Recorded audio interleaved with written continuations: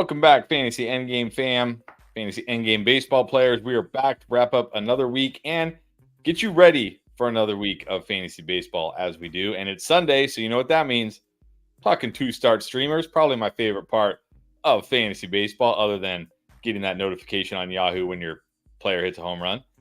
So we're going to go over some of Pierre's favorite two-start streamers this week, the guys that you should be looking at if you play the streaming game, and I don't know why you wouldn't play the streaming game, to be honest. Let's start with a guy I know you've been high on all year. You liked him all year. He's still out there in a lot of leagues. That is Eric Fetty. He gets the Guardians, who, yeah, they're okay. They're an okay offense, and then he gets the Marlins. We know that's a team you want to stream against, no doubt about it. But also, you look at him the last 4 games, he's gone at least 6 innings in each of the 4 games. Really has been great in every game. The only game he kind of got knocked up was the Dodgers, where he gave up, I think, 4 runs in that game. But, I mean, that's understandable. 3 quality starts in his last 4 appearances. So, I know you like him. You like the schedule this week. I'm guessing this just checks all the boxes for you. Yeah, I'm almost getting tired of talking about Petty. It's like, why is this guy not owned pretty much everywhere? There's no excuse except for the fact that he's on the White Sox. That's it. People don't like to have players that are on losing teams. And again, if you look at it, you could say, well, the chances of getting wins are less. But he's got more wins than some players that are on good teams because he's been pitching actually really well all season long. Not a ton of wins, but it's not like he's gotten me 0 either. But again, you can't just look at that's one category. This guy is just solid. I haven't streamed him all year because I have him and I've just kept him. It's just I'm not letting go. I haven't had to stream in our endgame league because I've kept him. I'm pretty happy with my rotation right now. Honestly, if he's out there, he just needs to be picked up. So Cleveland's like decent, not the best matchup. They've been good, of course, but Fetty has been just good all year. I'm not scared of him getting rocked, and of course the Marlins. So just go pick him up if he's out there. Yeah, definitely. And then another guy I know you really like, Mackenzie Gore. I've been riding him all season. He's been great until the last 2 games. 5 innings pitched each of the last 2 games. Now, 2 games ago against Arizona, he did get rocked, but he at least struck out 7, which is one of the things I really like about Mackenzie Gore, high strikeouts. But then this last outing against San Diego seemed like a smash spot for him. Got absolutely shellacked and only struck out 1 batter in 5 innings. Now, I will say that game was kind of weird because the catcher tried to start a fight with the hitter, and then he threw at the hitter's foot, and then he gave up a home run.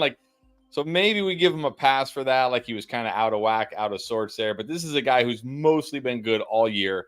High strikeout pitcher, has a 3.6 ERA, 1.39 whip, 26.6% K rate. And he gets the Mets and the Cardinals this week. So I know I'm confidently starting him both times this week. I'm sure you feel the same. Yeah, Oleg Gore is another guy pretty much all season. I've been saying, again, there's no reason for him not to be on teams. I guess I'll slightly back off of that just because not just 1 bad start, but his whip is getting a little high. It's not exactly what you want on your team. The ERA is fine, 3.60, but the whip, and it's weird because he doesn't walk that many batters. His walk rate's actually below league average.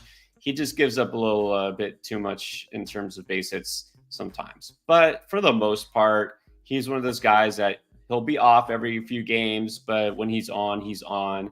And so I guess it makes sense that he's a streamer who you can not have to rely on him all season long, but he's still a high-end streamer. And unlike pretty much everybody on this list, he actually does have a good strikeout rate. So that's encouraging. Yeah, it's always nice to have those guys that strike out a lot of batters, because even when they don't maybe get you a quality start, or they hurt your ratios a little bit, at least they give you those strikeouts, so you at least get that category there, unlike the guys who don't strike about anybody and give up a lot of runs. So let's talk about another guy who is a decent strikeout pitcher but may not get you a quality start. That is Sean Manaea of the Mets. So we know he's facing Washington in his first start because we just talked about Mackenzie Gore, and then he gets the Pirates. So 2 horrible offenses.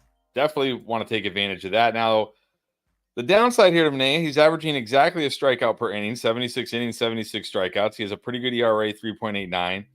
Whip is okay at 1.3, but only 3 quality starts the entire year. So if you're in a quality starts league, that dings him down a little bit. Is that what you're a little? So you have him down here at number 3, despite the great schedule? Yeah, that's it. This is one of those where, like, a lot of these streamers, sometimes, especially the inning eaters, type players that get to later, they might get you a quality start, but the wins are harder to come by. Again, the pitchers who are in lesser teams tend to be the ones that are just out there on waivers. So wins are maybe harder to come by with Manaea, especially the way the Mets have been hitting. You actually have a good shot at a win because he just needs to go 5 innings there. Quality start, not so much. So this depends on your league, but still, it's a good schedule.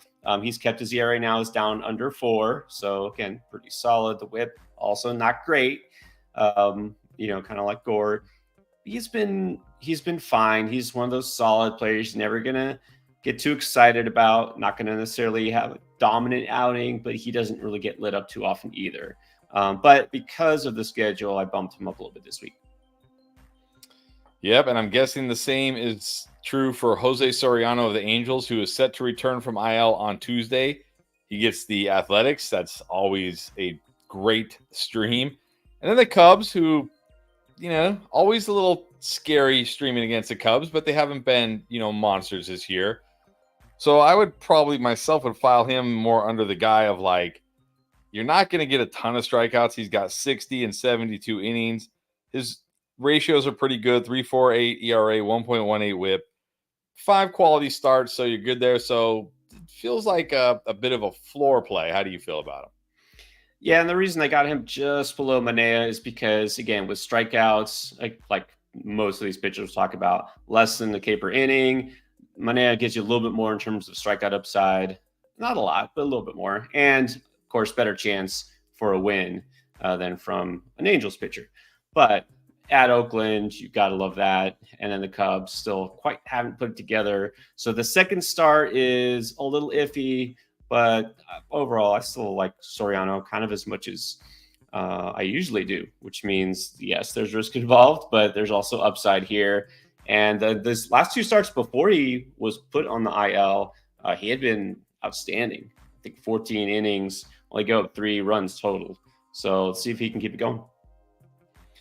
All right, and then I'm a little upset that you have my boy Kyle Gibson this low on here. He's been actually pretty good this year. 87 innings, 77 strikeouts, a 3.7 ERA, 1.24 whip, 8 quality starts. He's been probably one of my most streamed pitchers this year because he's one of these guys that you literally can just look at the matchup. And if the matchup is bad, you say, nope, not today. And if the matchup is good, you say, yeah, I'll take a chance on him. And this week, he gets 2 of the best matchups, Pittsburgh and Washington. So I know you're not a fan of Kyle Gibson. I know he's not exciting. I know he doesn't have the highest of ceilings. But I guess I should say I'm at least happy he's on the list. Yeah, he never gets me excited. But I will say this is a week I'll like Gibson more than most. The schedule, talk about Manaea getting in Washington and Pittsburgh. Oddly enough, Gibson, despite being on the Cardinals, he gets Pittsburgh then Washington. A little flip-flop there. So obviously it's a great schedule. But also, here's one thing I noticed looking into it. And again, if you're in a league where you can do daily lineups and you can just decide here and there, that's fine. But when you're in a weekly league, if you have to set these guys, there's some times where you're in a league where you have to set the lineup for the week. And so it's either you're starting this guy twice or you're not starting him at all, right? You either like both starts or you don't. I like both starts for Gibson, even though they're both on the road, because looking at Gibson, he's actually a lot better this year when he's pitching away from home. In fact, his ERA is almost 2 full runs lower on the road, and his whip is below 1 in all of his away starts. I think it was 7 or 8 starts on the road. So he's looking really strong. The only reason I can't ever get jazzed up about Gibson is because he's one of those guys. He's a boring veteran. He's innings eater, whatever. You can say that about a lot of these guys. But with those types, it's just the upside. The ceiling is definitely limited. It's like, I think the best, realistically, the best I'm hoping for Gibson is like 6 innings, maybe 7, and he gives up no runs and he gets you like 6 strikeouts. It's like, there's only so much he's realistically going to do. And the downside is he's off that day. He gives up 5 runs in 5 innings or something like that. So, there's just not as big a difference between the floor and the ceiling. Whereas like Jose Soriano, I know he's not a dominant pitcher, obviously not yet. He's not a high strikeout pitcher on the season, but I could see him putting it together and having a start where he gets 9 or 10 Ks. Like, I think it's possible for him. I don't know if that's possible for Kyle Gibson, but Gibson's pretty safe this week for sure. That is fair. And now another pitcher I know you've talked up a lot this fantasy season and the offseason. That's Simeon Woods Richardson of the Twins. Pretty decent season-long numbers, 66 innings, 56 strikeouts. Not bad there, 3.41 ERA, 1.14 whip. Obviously, he's on the Twins, so he doesn't win a lot of games. He's got 4 quality starts, but he has a kind of a Jekyll and Hyde matchups this week. He gets Detroit, which is always great, but then the Astros, which could not be so good. So, even though I know you like Richardson, are you worried about that second start? I am. That's why he's lower here. He's kind of a younger version of a Kyle Gibson, right? He's a future innings eater with limited ceiling. He's solid, but again, the ceiling is just, there's going to be a limit here. So this is one of those, one good start, one possibly scary start. So if you're deeper and those other guys are taken, he's there. In June, he hasn't been as good, so I haven't been all over him too much lately. So hopefully one of those other guys is still available. But I'm not out on Wood Richardson because I also don't think it's like a foregone conclusion, like he gets hit hard by the Astros. Definitely not. And now let's go to some guys if you're in deeper leagues. And a guy that I have debated streaming multiple times this year, but just had trouble pulling the trigger on so far. But I wish I didn't have trouble pulling the trigger the other day because he was pitching against Colorado and he went 7 innings, 10 strikeouts, gave up exactly 0 runs, a .43 whip in that game, got the quality start.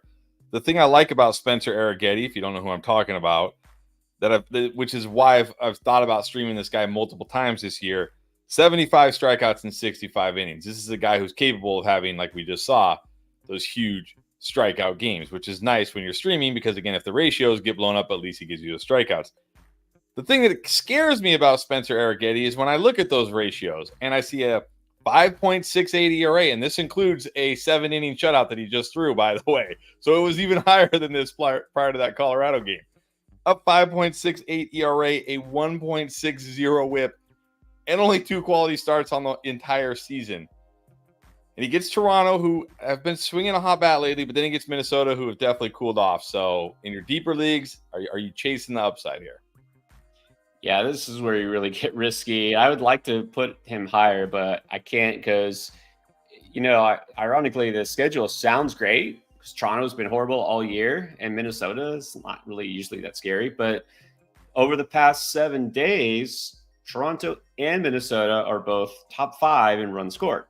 Now, can't promise that'll last. I don't know where this is coming from, the Blue Jays, but both road games, not great venues. Arrighetti, arguably, in terms of just talent, could be top 3 out of this week's list, but the schedule is not ideal. So risky, but again, if everybody else we've talked about it is already taken. And then I did have to throw one more guy in here who's like, if you're in the deepest of leagues, maybe. Yes, and that is Carlos Carrasco of the Guardians. Fantastic schedule this week. The White Sox, who another team that I just love to stream against. And then the Giants, who, are mostly bad. Every now and then they can come through. This is another guy, not a high strikeout guy. 70 innings, only 54 strikeouts. Not a great ratio guy. 5.27 ERA. 1.40 whip. Not a high quality start guy. Only 3. So this is deep league desperation, hoping the schedule is enough. This is purely the schedule. Purely the schedule because it's the White Sox. and then the Giants. He's been a little better lately, but again, he's not going deep into games, like even remotely deep. So if you're in a quality starts league, just ignore this. And if you're in a league that where you maybe could sneak a win or two, that's what you're looking for here. Looking for, there's no strikeout upside here. But look, if he's efficient, maybe get to win against the Sox, maybe pulls off a second one. But again, this is purely the deepest of leagues. All right. So only if you're in very deep leagues and all those guys are gone. Now, don't forget, we are going to now answer your questions. So if you have questions about those guys, any other two-start streamers, or anything related to fantasy baseball going forward to help you out, we will be here to do that for the next about, I guess, 45 minutes or so. But first, I got to remind you, Underdog Fantasy, still chugging along. Still got baseball pick'ems right there. You see a game tonight. You got Texas and Baltimore. Should be a good one. Hopefully a lot of scoring in that one. We'll see. But if you haven't tried Underdog Fantasy yet, this is a great time to do it because not only do they have, of course, the MLB pick'ems, they got fantasy football drafts going on right now. You can draft fantasy football teams right now, and there's no in-season management, so you don't have to worry about them affecting your fantasy teams. And, of course, with the baseball pick'ems, you don't have to worry about them affecting your fantasy teams either. Another way to enjoy your fantasy baseball there. And if you do join now and you use promo code ENDGAME when you sign up, which I don't know why you wouldn't if you're going to go sign up, not only are you going to get a special pick, right there you get a free square, just a free pick, you win, but you also are going to get up to $250 in bonus cash. So go to UnderdogFantasy.com if you haven't tried it out yet. Join using promo code ENDGAME, take advantage of that special pick and your bonus cash. All right. Like I said, we're going to get to the questions, and we got to start, as we always do, with the super chats, which is a good segue to let you know if you're impatient and you don't want to wait around like Antoine, or you're just generous like Antoine, who's always here with us, and you want to drop a super chat, that'll get you to the front of the line, as you're seeing here with Antoine, first question up. Or if you just want to say thanks for the hard work, you can drop a super chat. So, Antoine, welcome back. Good to see you. Wants to know some updates on guys that are currently on the IL that might take longer, like Tristan Casas, Jung, guys like that. Any updates here? Yeah, unfortunately, because I do have Josh Jung in multiple leagues, it just keeps getting pushed back. What they say is he's going to visit a specialist Monday, which right there doesn't inspire confidence. He was feeling some soreness. They said it was not a big deal. They'll just activate him this week. And now it doesn't look like they're going to activate him this week. So you're going to have to keep him stashed. It might be another week. It might be longer. I hope not. But I'm just going to say right now, I'm assuming he's not going to be back now until after the All-Star break, which is not what we had expected beforehand. Casas, same thing. I think we're just going to have to wait another week or two. Don't have an exact deadline for him, but yeah, I don't think you're going to be able to activate him, either one of these guys, yet. All right, there you go. Keep staying patient, I guess. All right, Anthony with the super chat. Thank you, Anthony. What's up, Endgame guys? What's up, Anthony? Wants to know what we do with Cutter Crawford and Nick Pivetta. He's lost all confidence in him. Now, I'll say Cutter Crawford definitely went through a rough patch there. Yeah, but you look at his last 3 games, he's got 3 straight quality starts. He's been pretty good. 5 strikeouts, 8 strikeouts, 9 strikeouts. Or sorry, no, I went back. 8 strikeouts, 9 strikeouts, 7 strikeouts with 3 straight quality starts. So he's been good. Currently pitching against the Blue Jays. Now, Nick Pivetta, on the other hand, not so good. Last 4 starts, he only has 1 game where he's even made it more than 4 in a third innings. And he's given up at least 3 earned runs in all of those games and hasn't struck out more than 5 batters. So I know you like Crawford a lot. Are you still feeling good about Crawford? And what about Pivetta? Yeah, Crawford has settled down. He's actually starting to pitch kind of like he should be pitching. He's not matching what he did beginning of the year, but that was, he was basically playing over his head, right? So we're not going to get that back. I don't think so. I don't think we could expect that. But he's been fine. He's settled down. And one thing, if nothing else, he's racking up a lot of strikeouts. So he's definitely got value. So Cutter Crawford, I'm just going to stand pat. Pivetta has been a roller coaster with a headache. Sometimes he looks great. Sometimes he looks horrible. Pivetta is an interesting name because, we still have time to figure this out. And as far as the Red Sox, they're one of those teams we don't really know yet what they're going to do. I don't know that they're necessarily going to be sellers, but if July goes, south for them and they do, Pivetta could be one of those guys that moves, could be on a different team. Depending on the team, that might actually be good for him. So I don't think you have to hold Pivetta if you got him. I don't know that anyone's scrambling to pick him up if he's dropped. So I'm holding Crawford. Pivetta, I don't think you have to. Yeah, and I made a mistake on Crawford. I said he's currently pitching against Toronto. No, he pitched against Toronto the other day, but the game was suspended. He only went an inning and a third, but you can't hold that against him. I mean, it's weather, so he's been good. All right, it's time for the question. The guy, finally. Are you ready, Pierre, for the debut of James Wood? Not James Woods, the actor. James Wood, the baseball player. Finally getting the call. He will be in the lineup tomorrow, I believe. So Harry wants to know, would you drop Josh Lowe to add James Wood?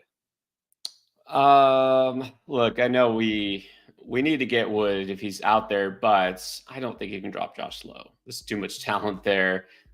I'm hoping there's somebody else you could drop, Harry. Don't know who else you got. Maybe throw out some names.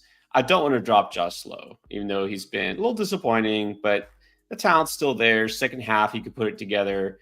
But yeah, Wood is one of those guys. He's going to be must add. Probably the closest thing to the pitching version, like for Paul Skeens, he's not going to be that dominant, at least I don't think, but he's probably going to be the highest priority prospect offensively that we're going to have anytime soon. So I want to make room for Wood. I mean, I guess if that's the only guy you could drop, yeah, I think so. But hopefully there's somebody else. And then let's say John says, Wood, not Woods, because that's the actor. Wood is up tomorrow. Do I drop Jae Young, Rooker, or Hearn? Yeah. So these are much more palatable options. I'm okay dropping any of these guys for Wood. If I had to pick, I'll drop Young.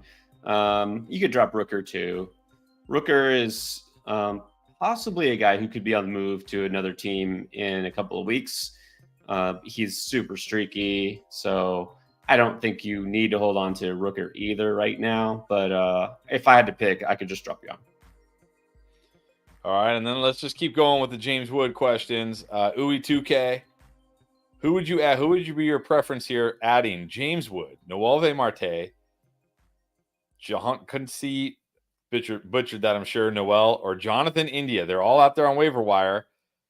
Who's the guy you're adding the most? And then would you drop Miguel Garcia, Heliot Ramos, or Alec Burleson for any of them? Oh man, I can't play in these leagues. You can just pick up all of these guys. I think you have to pick up Marte. If he, for some reason, I guess, is still available, pick up Marte. I'm going to put Wood second. I mean, honestly, I just want to take all of them, but I don't want to drop Garcia. I'm okay dropping Burleson. I know he's been red hot, but that's going to stop pretty soon. And then Ramos, I mean, he's been hot for a while now, but I think we got to look long-term here. It's really hard, right, to drop a guy who's on fire because at some point it's going to stop, right? It's going to stop. It's going to slow down. I think we have to look long-term here. So, look, even if Wood flops in his first turn, which is possible, right? Wood could come up and just strike out 10 times in a row and get sent back down. If these guys are all just out there on your waiver wire, you probably could get at least a couple of them back. So, look, I'm not dropping Garcia. I'll drop Ramos and Burleson to get Marte and Wood. All right, and then I guess that should make Raiders feel better. Raiders 72, because he said he dropped Alec Burleson for Wood, so you're okay with that. I'm okay with that. Okay with that. Do we have any more James Wood questions? All right, I think we're caught up on the James Wood questions. Let's get to some other guys, and let's get to Alberto. What's up? Dropping the super chat. Thank you. Wants to know, who are the best pitchers you think he could get for Corbin Carroll or Luis Robert Jr.? Good question. All right, so I did mention Corbin Carroll as a buy low. You're looking to move him. Now, if someone's looking to get Corbin Carroll, you just have to be cautious here. I'll just say that, Alberto. Be careful that you're not selling low, that they're not giving you, some pitcher that they're going to try to take advantage, right? Because Carroll's not been great this year. So I guess that's why it's important to ask this type of pitcher you realistically could get back. It's not going to be an ace. I mean, it's just not, and it shouldn't be, right? You're not going to get one of the top pitchers out there in the game. You might, if somebody's maybe not fully bought in to a Garrett Crochet, to a Jack Flaherty, the guys who hadn't done anything last year, maybe you can get a player like that, and I'd be okay with that. I'm trying to think how low. Don't want to go too low. You might be able to get like a Luis Gill, who's coming off 2 really bad starts. I think that might be doable now because some people are going to get scared, right? Scared and think like he's done. So you could be able to get a player like that. A player like Jared Jones, who was slowed down quite a bit, maybe. And then once you start to get lower than that in terms of pitching, it's probably not worth it. You know what I mean? Because then you're selling too low. I would say this though, if you're going to sell one of those players, I would sell Carroll instead of Robert. But I wouldn't sell both. All right, there you go. Thank you, Alberto. Good luck with that. All right, Owen wants to know, is Carlos Rodon a good buy low? And if so, are you going to bench him until he has a few good starts? So this guy was on fire, had 7 straight quality starts, and then he had 3 not quality starts where he gave up 5 runs in 5 innings to the Red Sox, 7 earned runs in 3 2/3 to the Braves, 8 earned runs in 5 innings to the Blue Jays. Now on the plus side, in 13 innings, he struck out 18 batters, so he at least gets you strikeouts. But is this a guy you're buying low on, or you just feel like the run is over? So this is a great example of what I was talking about earlier. Okay, so remember the first 2 pitchers we talked about, as far as streamers, guys who are out there in at least 1/3 of fantasy leagues, sometimes, just sitting out there, Eric Fetty and Mackenzie Gore. If you look at season-long stats, both those guys have pitched better than Rodon. But Rodon is owned almost everywhere. What's the differences? Rodon's a Yankee. And those guys are Nationals, White Sox. That's it. That's why. I mean, it's like if this guy wasn't wearing the Yankee hat every day, he'd be a streamer. That's what he is. He's a guy you stream when he's hot. You stream when he has a plus matchup. And you should bench him when he's not. But he's not treated that way. And so that's what's funny to me. I mean, I understand it, but it's frustrating because the street like, oh, we have to have him. You don't have to have Rodon. I'm always scared about Rodon because I know this is always in him. He'll get lit up sometimes. And he's a guy, when he gets lit up, he gets lit up for real. And now 3 starts in a row. Then you got to question his health. Yeah, I'm benching him. Am I buying low on him? I'm not. No, because I'm scared of him. My fantasy team. All right, so you kind of talked about Carlos Rodon pitching Wednesday. What about Andrew Abbott? Thoughts on him? Abbott's been solid, different because he's not as much of a high strikeout pitcher. He's a guy, again, in plus matchups, I think that I'll mostly trust. He has mostly been good this year. A couple of rough spots, of course, but that's most young pitchers. So I'm trying to look, who's he get this Wednesday? Oh, on the road against the Yankees. No. Wow. I'll sit both those guys out. The little league field? No thanks. No. All right. Rafael Juarez. What's up, Rafael? Good to see you. He's got a 10-team category league, in case you forgot. Can you drop Josh Smith to pick up Byron Buxton, your boy, or Jackson Chourio? And if so, which one? Yeah, well, even though I just said Josh Jung is probably not coming back this week, Smith is still kind of a placeholder. He's in a 10-team league. Again, he's just kind of a stopgap for you. So if you're not needing him at an infield spot, which again, you really probably shouldn't, and I doubt you are if you're picking up one of those guys. If he's a bench bat, yeah, drop him. Pick up either guy. I know Buxton's been hot, but I'll still prefer Churio. I know I just picked up Buxton to stream for right now, but I'm getting ready to drop him as soon as he cools off. So I prefer Churio. And then what about you dropping Goldschmidt to pick up Christian Scott? Ooh, well, that's a different thing. Christian Scott, again, unless something broke that I don't know about, not necessarily set to come back just yet. I mean, I would love to stash him, and I do have him stashed in a couple leagues, but don't know. I don't know. Don't fall for the same thing that we fell for with Max Meyer. Like, oh, he's coming back soon. Like, what? Soon? Like this month, this year, this. I'm not going to fall for that. I think you can wait. If Goldie is, I guess, not starting for you, I mean, I don't know. Because you've got some experience with Paul Goldschmidt. You ready to move on from him? Or has he done enough that you're still keeping the faith? I don't know if I'd say I'm keeping the faith, but he's fine. I mean, he gets you some counting stats. He hits you a home run every now and then. And surprisingly, he even steals a base every now and then, which I didn't think he did.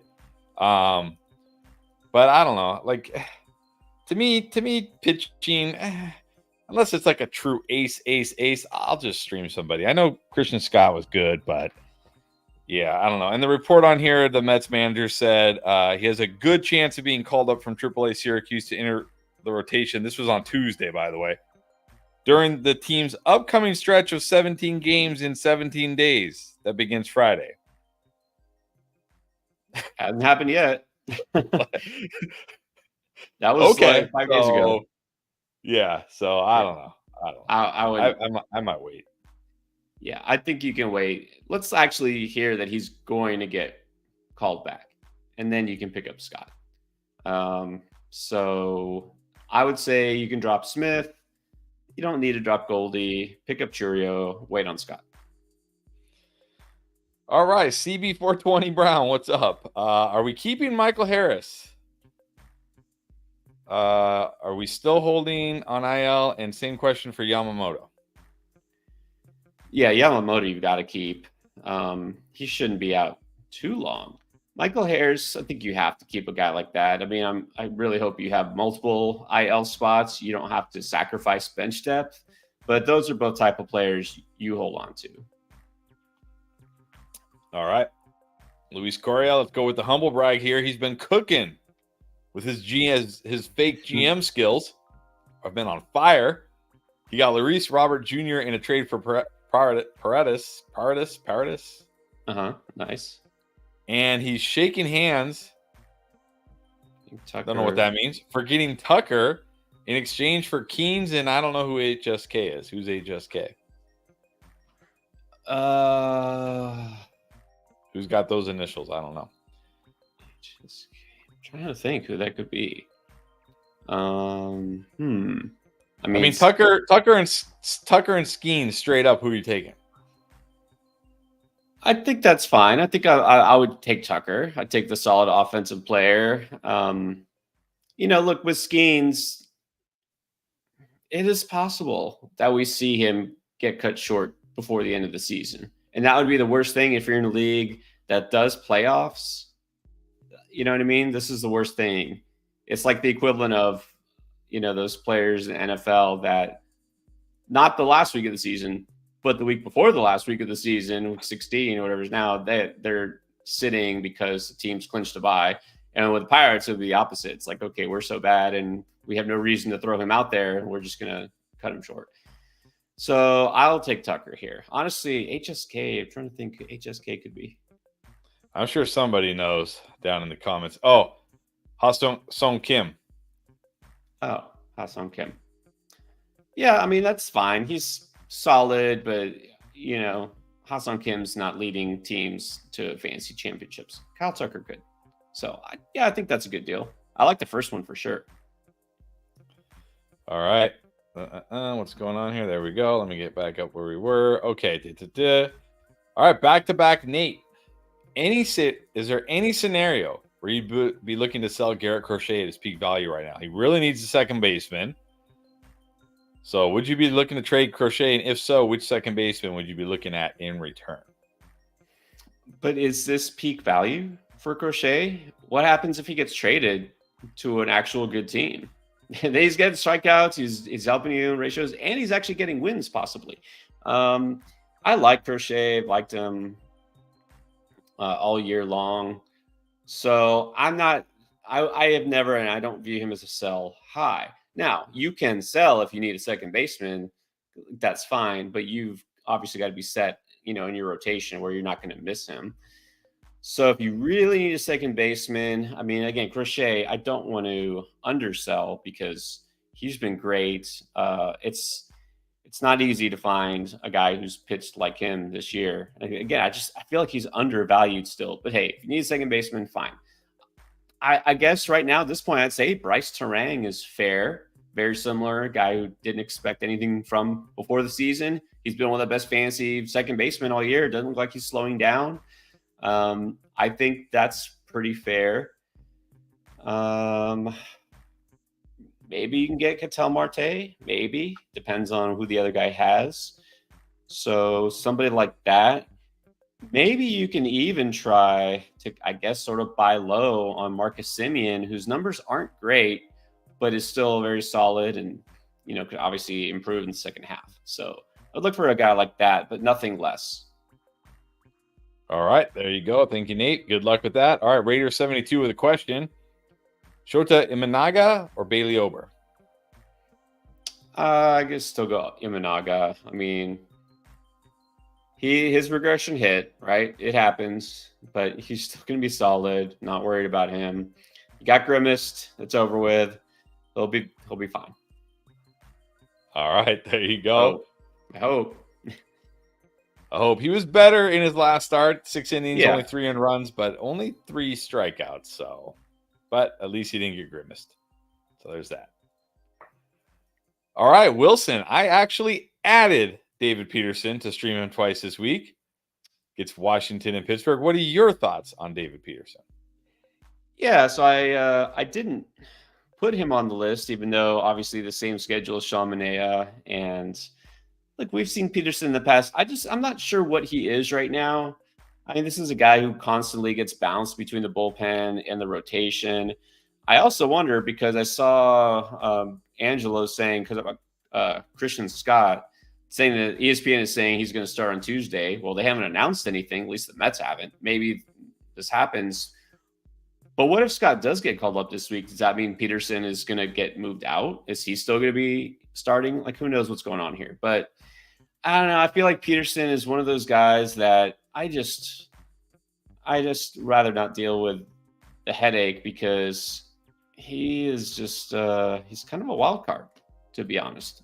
I don't know what I'm getting with him, and I don't like that feeling. All right. Well, if you're like me, take the risk. But yeah, definitely when you look at him this year, I mean, he's got some good starts, some horrible starts. So yeah, you don't know what you're going to get. But the matchups are great. So I'm going to trust the matchups, but it is certainly risky. All right, Raphael, again, what are we doing with Gaussman? Well, I'll tell you what you do with Gaussman. You only start him in good matchups. Yeah. Or Bryce Miller. 10-team category league. What do we do with these guys? With Gaussman, I mean, obviously you don't start him against the Yankees. Yeah. Man, I don't even know. I'm starting to regret calling him a buy low because he's not bouncing back. He's another player that I don't feel like he's fallen off a cliff. He's not that old. He's really not. He's been around a while, but he's not that old. And what's worrisome about him is the strikeout rate has fallen, right? He's not getting punch outs, and he's really going to have to be on top of his game. And when he is, sometimes he's great still, but man, he's been hit hard just too often. So if you're in a 10-team league, I'm going to bench him. I'm not dropping Gaussman. He's also another player. Who knows? Maybe he gets shifted somewhere before the trade deadline. But I don't know. I can't drop Gaussman. I know you really want to, but even as frustrating as he's been, you're still holding on to Gaussman, right? Yeah, because I know if I drop him, somebody will pick him up because he's named Kevin Gaussman. But I will say he gets the Mariners this week. That doesn't scare me. I'll probably give him a chance against the Mariners. That lineup doesn't scare me. But if it's like I probably wasn't going to start him against the Yankees today anyways, unless I absolutely had to. Thankfully, I didn't need to, and I'm very glad that I did not start him. What about Bryce Miller? What about Bryce Miller? Oh. Keep Miller. Again, assuming Bryce or Bobby, I'm not sure. Maybe Bobby because he's been worse lately. Bobby. But either Miller. I'll keep either Miller. All right, keep either Miller. Okay, Wilson wants to know, what source do you use to know when people are getting called up? He missed out on James Wood. Doesn't know anyone got the alert. Where do you get your alerts? Well, one site that's usually pretty timely is MLB Trade Rumors, because that's what they do. So sometimes they won't break things until they're actually official. So that's nice because you don't want these false alerts, right? A lot of people try to get ahead of the game, and so they're pretty good about it. And honestly, site that I know Chris and I are familiar with, Rotoballer, they have pretty good news. They're pretty timely, and they don't overdo it too much. In fact, they'll give you a lot of news on minor leaguers that aren't getting the call, but that helps a lot of times for the like stashes and to beat the breakout kind of information. So, yeah, you don't want to wait until it's on Yahoo, because guess what? Then everybody knows, and then it's too late because once they post it, everybody sees it. Or let's say you're on ESPN. ESPN is not always first to the game on things as far as those alerts. But whatever platform you're playing on, CBS, ESPN, Yahoo, if you wait till they are posting it, it's going to be too late. Honestly, a guy like John Quincy Noel, right? I guarantee a lot of people did not have any idea who he was. And then I looked and, he got the call. I had talked about him on Beat the Breakout. So I thought, hey, this guy could get the call soon. Well, sure enough, like the next day, they're like calling him up. And he's already taken in half the leagues I'm in, because as soon as Yahoo says, hey, this guy's getting called up, maybe you should pick him, it's too late, right? It's over. Yep. So Twitter is sketchy these days, but it still has a good source of news. Find some beat writers that you trust. Find some of those sources on there. All right, there you go. Good luck, Wilson. Hopefully you can find some news guys on Twitter, or Rotoballer's good. We have a history of Rotoballer. We like all the guys over there at Rotoballer. They're good. All right, Josh Jacober.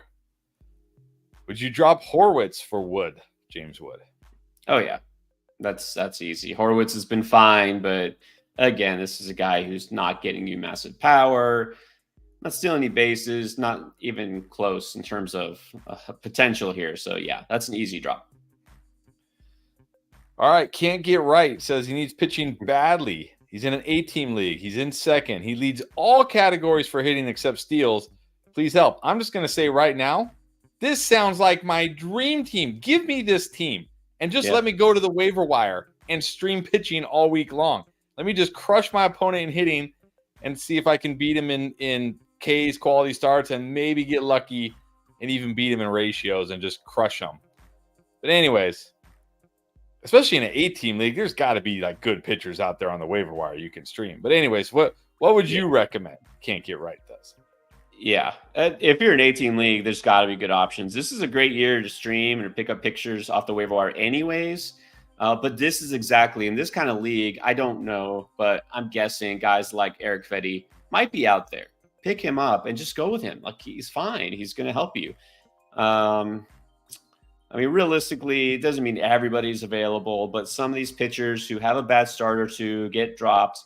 Like Matt Waldron finally just had a rough outing. It was on the road against Boston, not a great venue.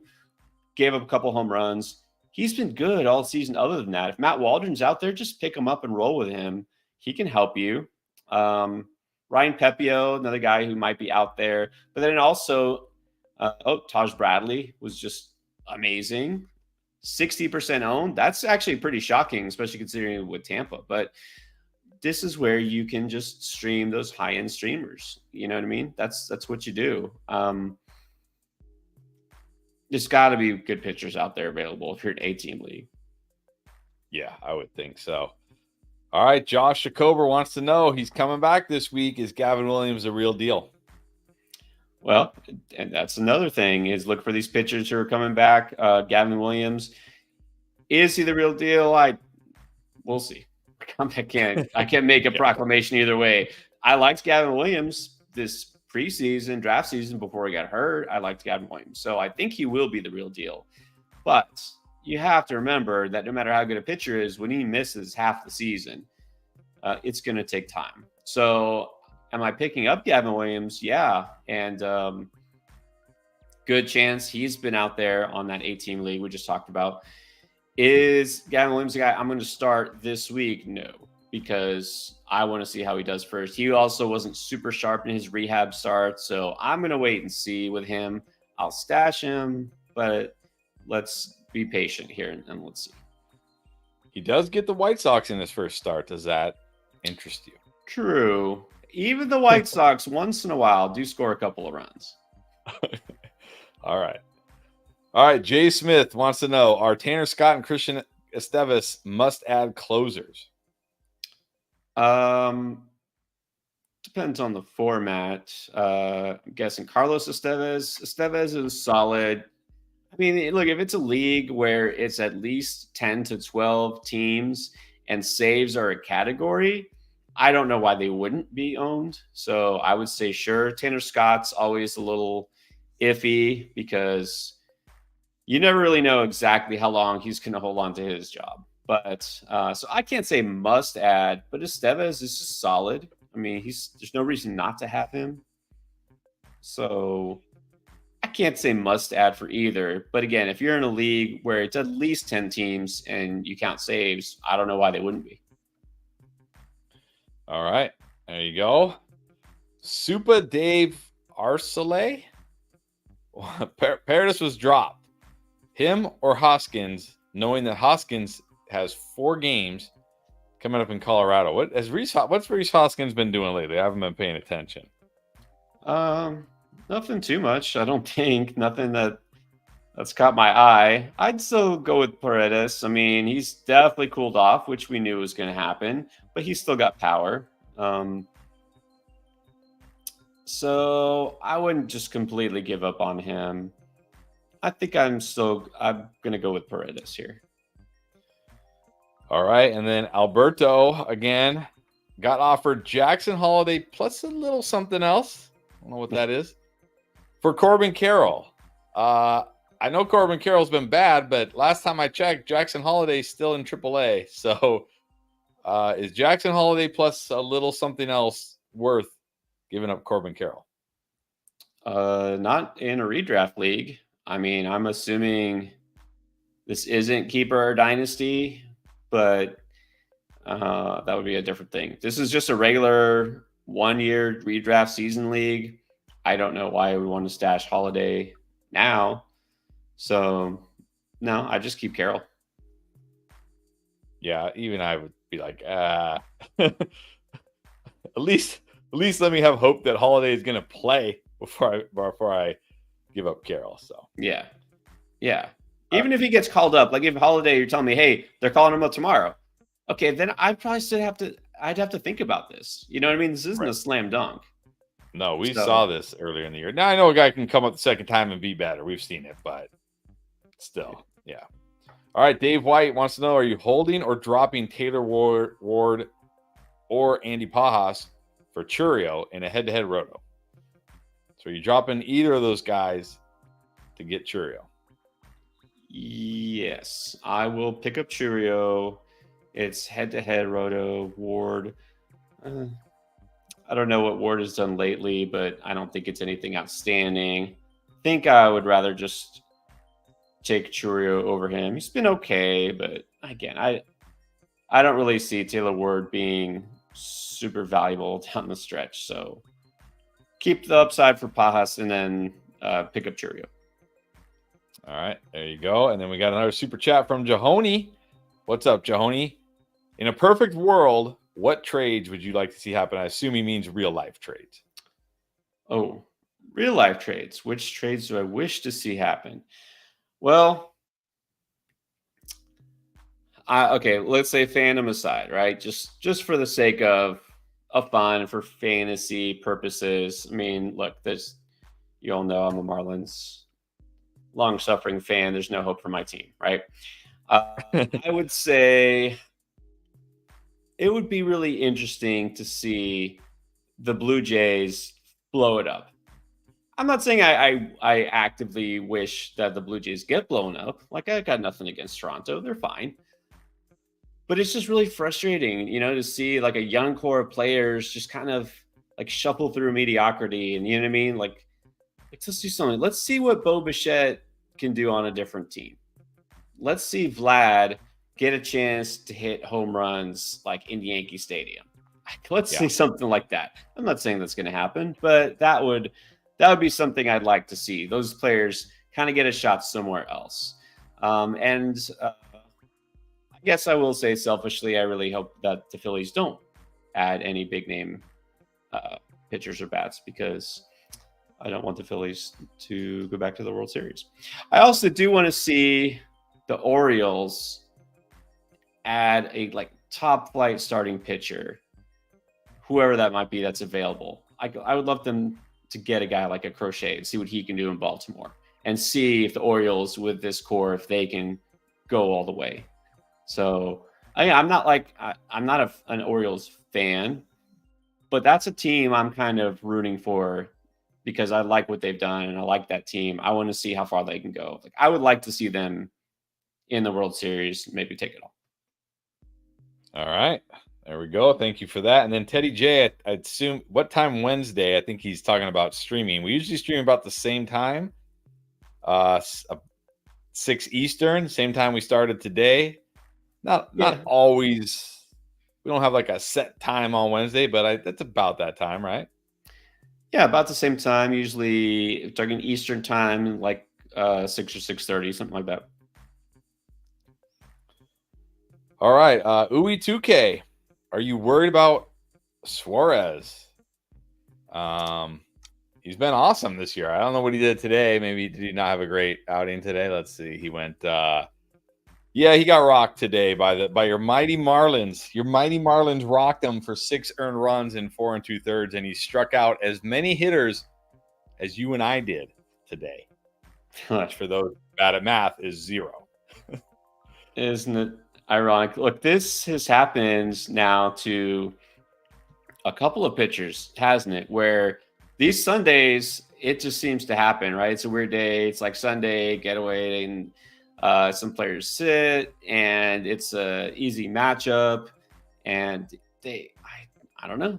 These pitchers just let down sometimes. It happens. The Marlins have gotten to a couple of really good pitchers who are on really hot runs, and then the rest of the week they'll score like 3 runs combined. But today they look like a major league offense. So I'm not worried about it. It's one of those things that happens. All right. And then we got another super chat from Alberto. In a keeper league, a points league, a keeper league, you want Corbin Carroll or James Wood? Ooh, now we're getting interesting here.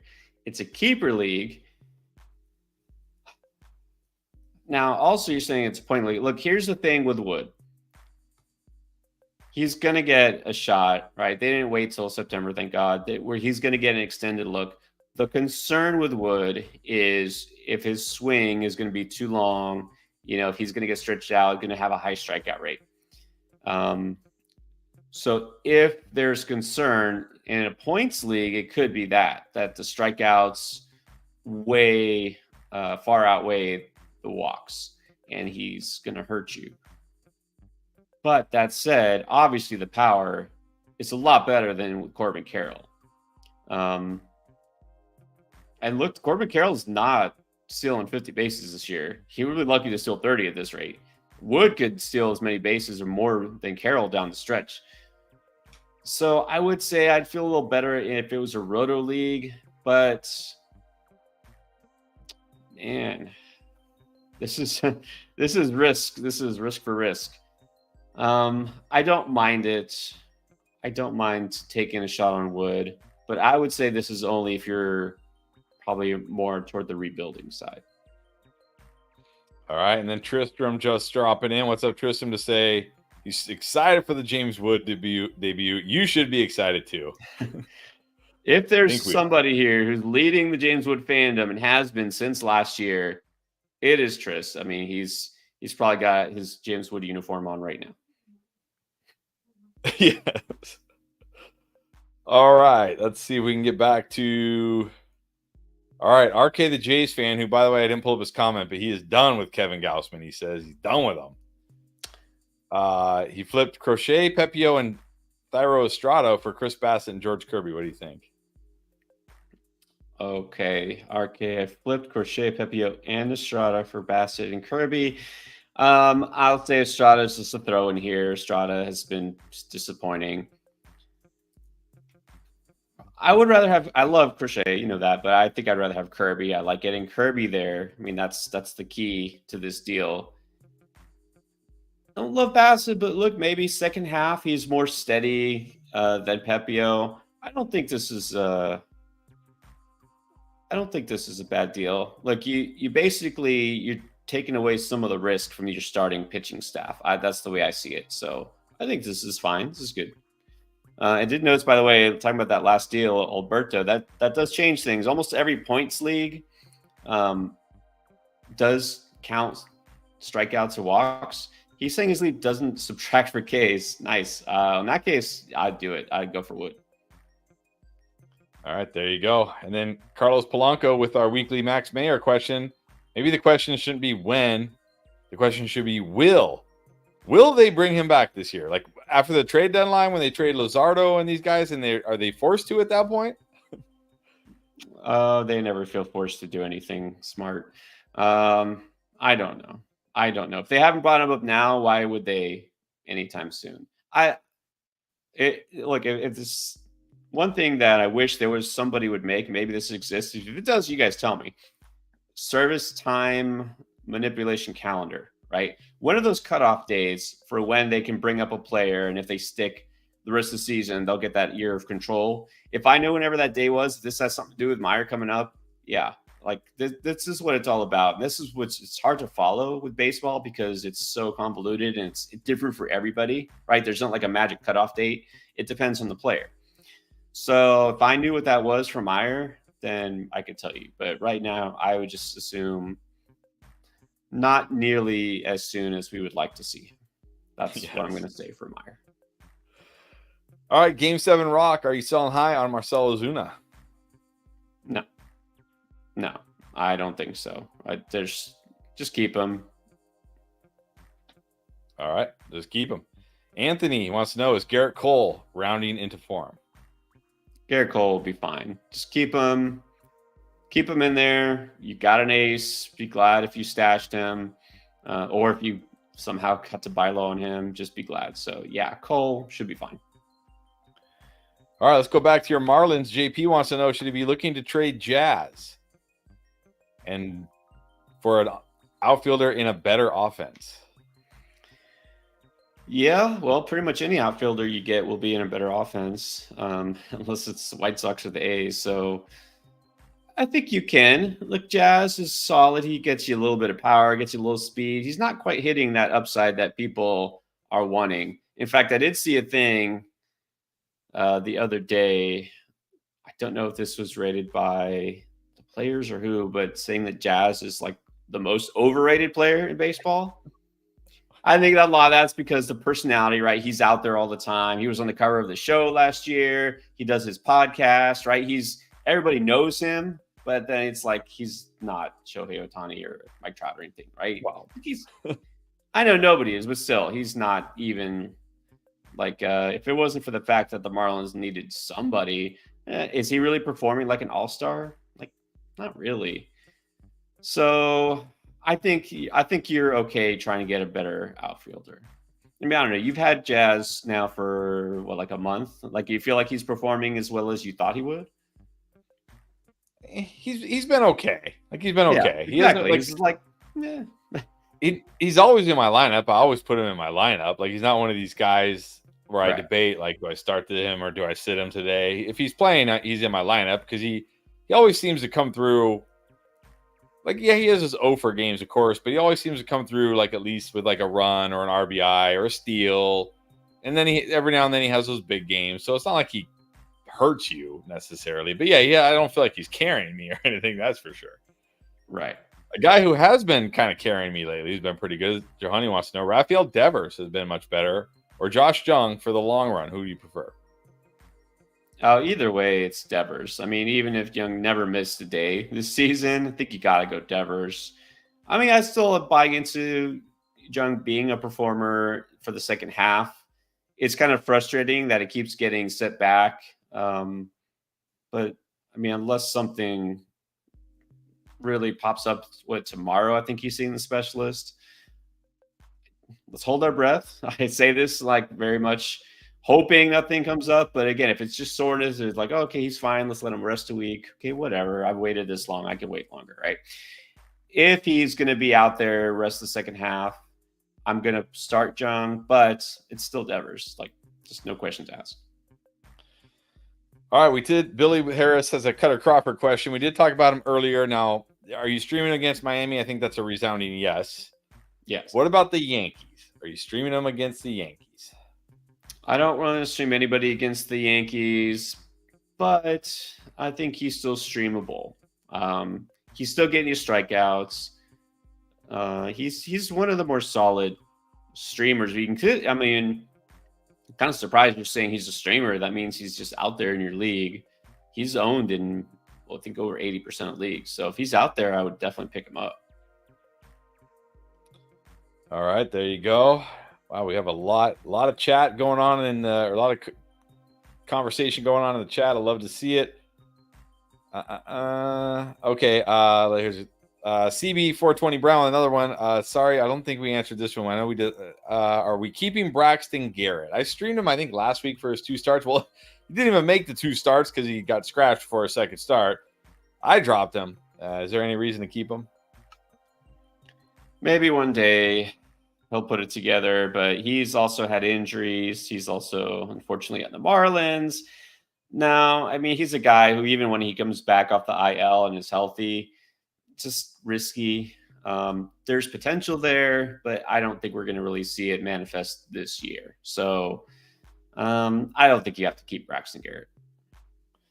All right. And then Jay Grizz just wants to say thanks for the show. Thanks for being here. Appreciate it. Appreciate everybody. And then said with a question, Winker or Siri rest of the season? I think you got to go Siri. I mean, obviously, this could have a domino effect with James Wood getting the call. I think Winker's job is safe for now. But look, Dylan Cruz did get the call to AAA last week, I think it was, a week ago. He's next, right? He's going to be up, I would hope, soon-ish. Winker is probably either going to at some point lose at bats or get dropped in the order, I would think. I like Siri's upside because he actually does also steal a little bit more often. He's got power, probably better power than Winker. So I'll go Siri. Just know that Siri, just like every Ray, is not going to see consistent playing time. All right. And then John has a trade question. Gavin Stone and Adolis Garcia for Johan Duran and Logan Webb. I assume Logan Webb. I don't know if there's another Webb I don't know about. No, I'm assuming it's Logan Webb. Let's see. Webb and Duran for Stone and Adolis. I think it's fair. Well, obviously, we're talking about different positions here. Talking about a hitter, an outfielder, and Garcia versus a closer with Duran. I mean, I know which side I prefer. I would prefer the Webb side because you're getting a solid number 1 starting pitcher. Garcia, again, I always said I'm not worried about him. I know he's slumped big time, but he'll be fine rest of the season. He'll bounce back. I think this is fair, though. I don't think this is a need for a need kind of thing. Yeah. All right. It gets the fair trade stamp of approval. So there you go. Go ahead and pull the trigger if you want to. All right.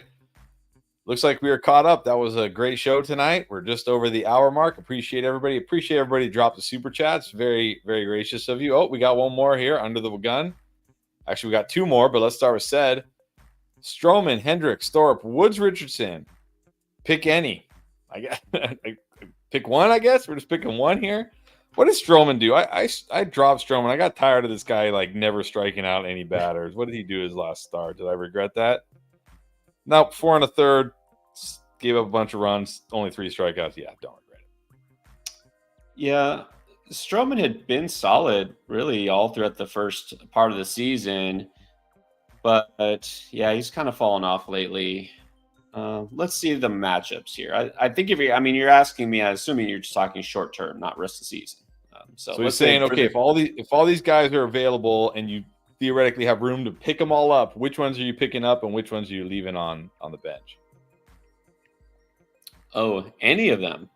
Okay.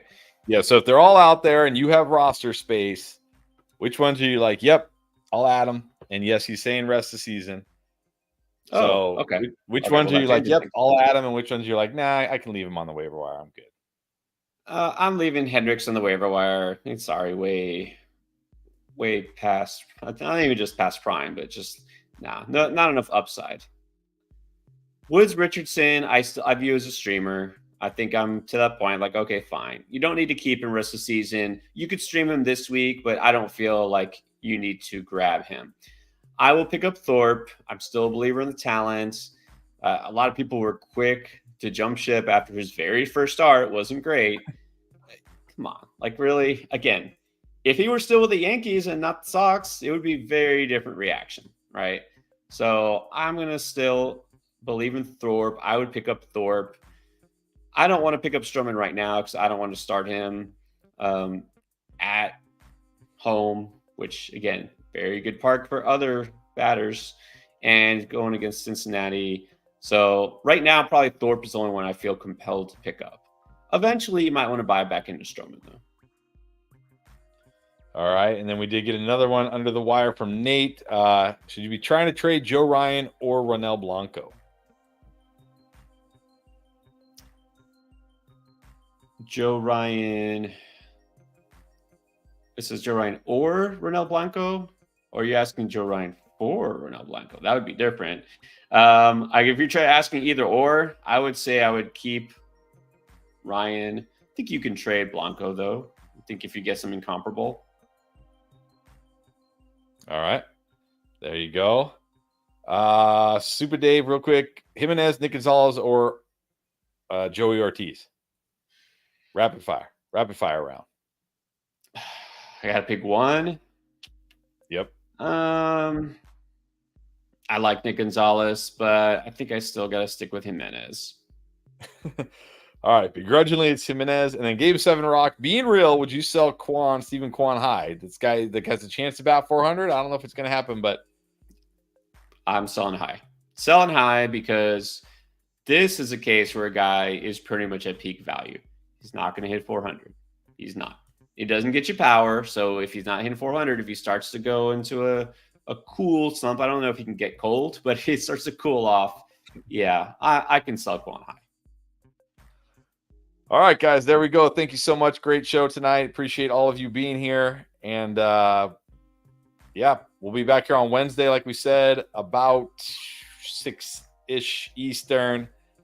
And we're going to head over now on the other channel for an Underdog Fantasy Football Draft. So if you want to come check that out, or if you want to draft with us, try to get in with us, go check it out at the other channel. Like I said, and don't forget, tomorrow we got Panic Video, Buy Low coming out, Beat the Breakout, all that coming out this week. So make sure you like and subscribe if you haven't already. We'll see you guys back here on Wednesday. Enjoy the rest of your weekend.